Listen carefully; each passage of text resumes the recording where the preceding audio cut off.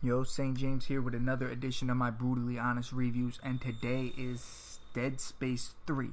Now before I get into the review, I gotta say I played and liked Dead Space 1, played but did not finish Dead Space 2, so coming into Dead Space 3 I had my own personal expectations and really just thoughts about the series.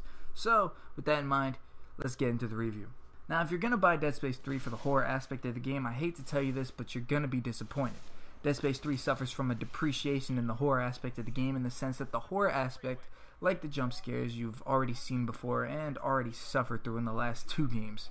It definitely is a shame that Dead Space 3 could not capitalize on the terrifying essence that was portrayed in the first game, but don't kid yourself into thinking that Dead Space 3 is going to be a walk in the park. Dead Space 3 capitalizes on the creepy, eerie environments and levels that has prided itself in since the first game, and don't expect anything less. The game is not scary, but it still is creepy, disturbing, ominous, and utterly gruesome, which holds true to what the Dead Space title is supposed to be. However, this time around, the necromorphs are not seen as this terrifying enemy, but rather is seen as an annoying problem that needs to be solved, which is also due to the depreciation value. I will say this, what Dead Space 3 lacks in horror, it makes up for in combat. The new ability to create and customize your own gun is a welcoming addition to the title, and believe me, you will grow to love your devious creations. I used my first created weapon for the entire game and found myself gathering supplies for the sole purpose of expanding and upgrading that one gun.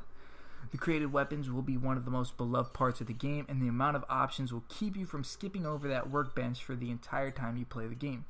Moving right along is into the actual use of those firearms in the actual fights you will encounter. Dead Space 3 does a really good job at completely overwhelming you, even to the point where on easier difficulties you'll find yourself dying a couple times. Dead Space 3 throws everything it has at you and will keep you scavenging for more ammo whenever there's a break in between the killing. The deaths are just as gruesome, but don't expect anything really new. Most of you have already seen this before. The story of Dead Space 3 was enjoyable enough to keep me in my seat throughout, but I did feel there were dry spots that you'll have to go through. But it is interesting enough to keep you hooked. The co-op is just what it is, co-op, as in Dead Space with another friend.